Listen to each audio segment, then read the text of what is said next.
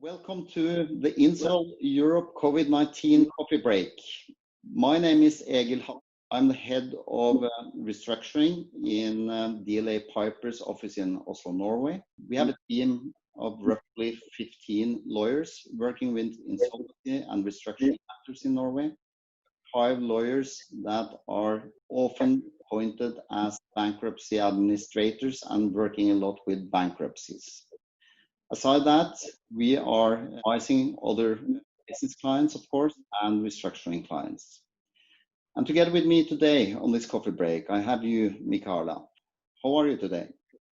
I'm good, thank you. And hello all from me as well. My name is Michala Roepstorff, and I'm a partner at the Restructuring and Insolvency group with the Plessner Law Firm. We are in our group 11 lawyers, assistant lawyers in a mixture, and Plessner is just situated in Copenhagen, and I work as a trustee and with bankruptcy and other insolvency matters, do also advisories on insolvency matters. So like a broad kind of work within, always or mostly, most of the time anyway, within the insolvency field, so to speak. How is your daily life during these strange times since the beginning of March and up to date? Yeah, well, in the beginning of March it was very different, or at least when the lockdown came in Denmark and we were all asked to work at home, and gradually we started getting back in the office in April and full in May, and right now, and it has been for a couple of months, it is pretty much back to normal. Of course, we need to observe the distances and so on, but we are working full. Everybody's in the office. Our meeting facilities are working. We are having meetings, and it's pretty not much. I wouldn't say back to normal, but it's kind of a new normal that we have all gotten used to, and it's actually working quite well, I believe. Yeah. And how about you in Oslo? Is it like the same or? Yeah, we're around 100 people in our office on a daily basis, and then we just cut it down the 12th of March, and then it was actually 5 people working from the office and all over from home. And that was quite a huge experience, because in Oslo or in Norway, the Prime Minister and the government, they actually turned down and closed down all kindergartens, all schools, everything. So we had to work from home. And even if you try to be a modern law firm, it's actually strange to work from home. But for most of us, it worked out quite well. For the lawyers that had, for instance, small children running around their feet while they tried to work from the kitchen table, it was quite a challenge. But I like your expression, the new normal, and I think actually have to get used to this. And at least in Oslo, we are trying to work out how the new normal should be.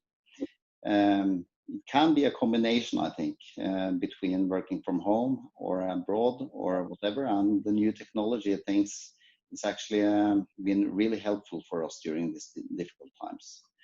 And if you should speculate, how will this last? I think the new normal will last for a long time, and we actually have to get used to this. Yeah, I agree with you. Actually, one has found out that a lot of meetings can be held quite efficiently using the web features, and save some time in the transportation. Of course, it would never quite substitute the physical meeting, but it's a good combination and it saves time. And yeah, I think it's even though that we could come back to the old days, so to say, without the corona, I think that we have learned a lot from this time and can take some good things along with it along the way going forward. It has been a bit of a temporary restructuring and insolvency reforms in reaction to the COVID-19 in Norway. But do you want to say something about the situation about that in Denmark after the COVID-19 situation? Yes. Well, we haven't had any reforms implemented so far, but there has been a proposal presented by a committee that works within insolvency legal area, so to say. And they have come up with a proposal that will make the restructuring proceedings or processes within the more likely that the restructuring process will be chosen. So far, we have had the restructuring rules applicable for or enforced for some years, but they haven't been used that much that some would like them to be. And in order to try to make it a more chosen way, this proposal has been brought forward. And of course, it has been brought forward also based on the COVID-19, because if there will be more insolvency cases, so to say, of course, everybody would like these cases to be restructured rather than the business completely closed. So, but it hasn't been decided, or it hasn't been presented to the Parliament, and I'm not sure when it may come into force. But definitely some rules that will ease the process going forward, if they are implemented, of course. And how about in Norway? I know that you have had the legislator on work and they have implemented a new restructuring law, or at least some rules within the existing law. Yeah, that's correct, Michala. Because in Norway we have had the Bankruptcy Act really not working very well for the restructuring cases within the law or within the court system. So almost every restructuring is out of court restructuring. And now the government, after the COVID-19, actually stepped up the game. So it was a new Norwegian Restructuring Act in force from the 11th of May 2020. So that's fantastic. So it's, but it's temporary. So it will only be in act or in force until or through 2021. And the major changes is to get a bit closer to the EU and the UK and the US structure, actually. So to have a more efficient legislation about that. And it's really interesting because only from the 11th of May, it has already been 8 cases in the court under this act. And that's much more cases than it has ever been under the Norwegian Bankruptcy Act.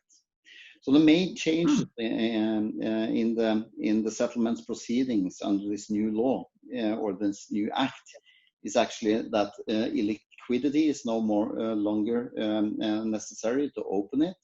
So the company actually has more money left when we start the restructuring process, and that's really important. Secondly, the creditors can also ask for this restructuring in this under this act, not only the debtors. So that's also a good change. The third point is that to finance the restructuring, it's possible for the new financing to get so-called super priority, so that they have safety for financing the restructuring, which is, I think, will be really helpful. And the fourth point is that the taxes and VAT during the procedures will not gain any first priority over other creditors. So that has also been a problem. A challenge there is that we do not have the same system as in Sweden, because it will be no payment from the wage guarantee fund during the restructuring period. So that's, in my opinion, not a very good thing in the new act. We should go more over like the Swedes have done on that. But at least for many years, we have had no act that is really working for the restructuring under the court-appointed restructurings. And hopefully this will be a step up. And what will happen after the 1st of January 2022, we don't know. But I feel pretty sure that we'll get closer to the EU directive and to the UK-US system, and hopefully we'll have a legislation that actually is working. Well, our current system, without this proposal being implemented, is that the creditors can actually file for restructuring, we still have to have the debtor being illiquidity or in liquidity or illiquid. But apart from that, it is able for the creditors to use the tool. Our problem has been that once that you stepped into this restructuring regime, the existing one, you can only get out if you're actually restructured, and or of course if you become solvent. Otherwise, you will go straightly into the bankruptcy, and that has been an issue that has probably kept some of the debtors not wanting to go into this regime, because once that you are in, you can't get out again. So it's really a final regime, and that is something which this proposal is easing up on. So you don't have to go into a bankruptcy, although that you won't be successful being a restructurer, at least not in the first period, if that happens during that first period of time during a new restructuring. Yeah. But we see actually for the 8 restructuring that is open after under this act, we see that it's relatively COVID-19 related. For instance, in the retail group, the Polar or Puree, or for instance the Jamie Oliver restaurant. So if you see clothing, retail, and restaurants, so that's 2 examples of the open restructurings. So it's actually great that we have had this new act during this period. So it's good to say that something good has actually come out of it. For sure. Okay, but how about the court appointment? How does the court really react to COVID-19 in Denmark? Yeah, well, to start with, the court were closed, at least put on a minimum service. In respect of the bankruptcy courts, they were mostly only dealing with really urgent matters, or matters that were being applied by a debtor itself. So there were the bankruptcy courts were in respect of meeting and taking and having issuing of new bankruptcy decrees, so on. They were working on a minimum. Now the courts, and they have been for some months, back to more or less normal. And that is not just the bankruptcy court, that is also the other courts. So I had a physical, so to say, court meeting over 2 days in the end of May. And so the courts are running, of course, with the restrictions that we have talked about, with distance and so on, but operating so close to normal as much as possible. And how is the situation in Norway? It's pretty much the same, but for the bankruptcy court, it has obviously been fewer bankruptcy openings during this period. And that's mainly because of that the VAT and the state and the government, they do not file small companies for bankruptcy during this period. For instance, it will not be a good musical to file for bankruptcy in the small businesses when they're, for instance, a hairdresser or a small restaurant or whatever. So they're actually kept the petitions out of the court. But it's slightly getting back. It's slightly getting back slowly. But I think this COVID-19 situation, the new normal, I like your reflection on that. I think that will last for maybe for years. So we have to get used to that. And of course, they can't save companies or businesses that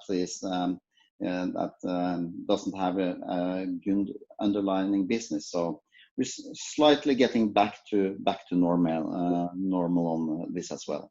But we have all the court hearings for the bankruptcy court we have by phone.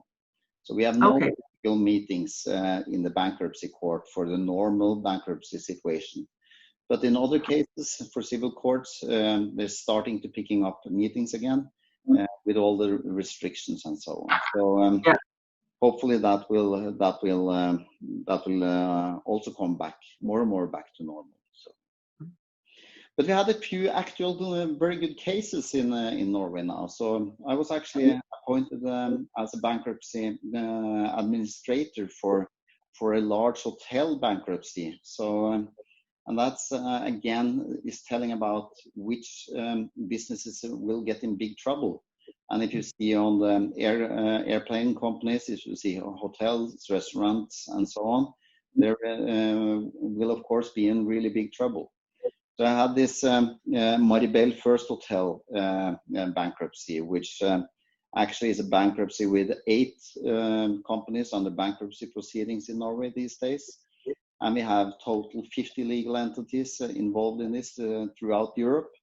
And we're talking about 10,000 hotel rooms and 2,000 employees and everybody. And this really shows the importance what we can do in INSOL Europe and with the international structure, that we really need to be over the country's borders. And this is an example that it's an international hotel bankruptcy that we are working on more or less day and night during the summer. So for business and for us, that will be good. But for the hotel business, it's a quite tough times. Anything from your side on this?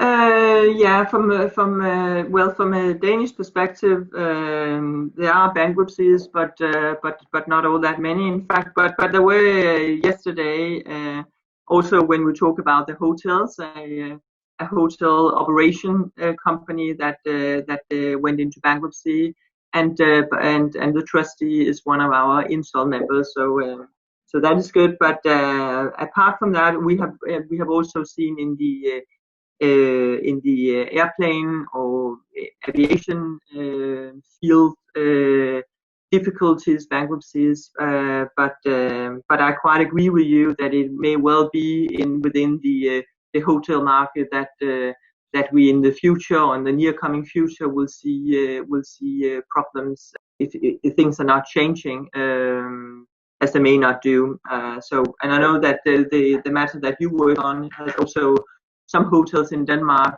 so it's around Europe, so to say, or in other countries as well.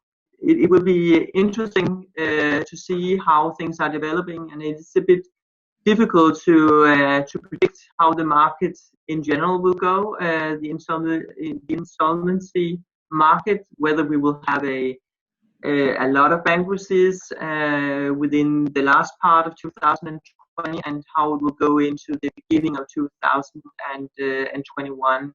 As I see it, and as a lot of people see it, it is depending a lot of how we, to what extent we are able to control this virus. We will have breakouts. We have that in some towns, cities in Denmark, and you probably have the same in Norway. Whether we are able to isolate those breakouts, so to say, not necessarily the people, but the breakouts, and just having them in these spots, or whether it will be more extensive. And also a lot of businesses in Denmark are very much depending on the export market, Germany, Sweden, the US. How will things develop there? And so there's a lot of uncertainty and things that we have never dealt with before, because this is not just a financial crisis. This is actually starting off as a health crisis, and that's really makes it difficult. And I think that a lot of us within the insolvency market, maybe also some of the banks were saying, well, the problems could get severe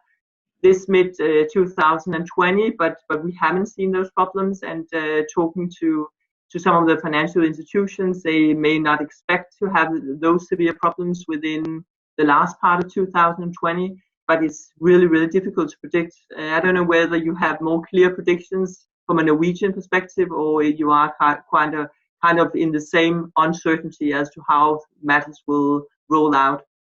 I think a lot of the things you have been through is the same in Norway, but the interest rate and everything, the business is, or the economy is going quite well so far. But apart from that, I think that it's new times. We of course have been or still are an oil company, and oil prices are going down. Interest rate is low, and things is changing. But for the insolvency restructuring department in our law firm, I think we will have hopefully have a great business in the months and years to come. So I think there will be a wave of bankruptcies. It has to come, actually, but the question is not if it's coming. I think it's when it's coming. So but we are prepared. So hopefully it will be not too bad for the community, not too bad for the businesses. and hopefully we'll have this vaccine coming up in not that far future. So hopefully life will go on again. And we hope that the Restructuring Act, the new Restructuring Act, actually is picking up the legislation so that we will be more prepared, have more tools in the toolbox to give good advice to our clients how to handle difficult times. So we in DLA Piper are prepared. You are prepared. I think we are prepared. So that's fantastic. Okay, Michala, anything you want to wrap it all up with?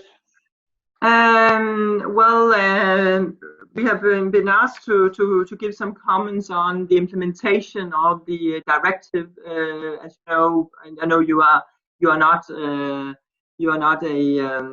within the regime, but in Denmark we are to implement the directive, and this legislation and that work is going on, and depending on when the wave will come, it could be when I think that it will, if it comes, it probably will come before the directive is implemented. So let's see. I think that with the proposal we'll be ready, and I'm very sure that the insolvency practitioners within Denmark are quite ready, whether it would be a huge wave or just a smaller wave. And I also think that it will be excellent if we could have some work cross-border and with the other INSOL members. So let's see how things are going within the next coming months, half year, so on. And I feel quite sure that the Norwegian government and the legislation team in Norway, of course, will look down to the EU directive now, and they have actually shown that they could step it up and have this new Restructuring Act. So maybe we're getting closer to each other after a while, even we're outside the EU. So yeah. No, I think that is all from my side for now. It has been a pleasure chatting with you, Egil, and also to get to know you. And I know that you have been appointed a country coordinator. I am myself also a country coordinator, and we've already discussed about some cross-border Nordic cooperation. I think that would be great. Yeah, fantastic. Okay, take care and talk to you later, Michala.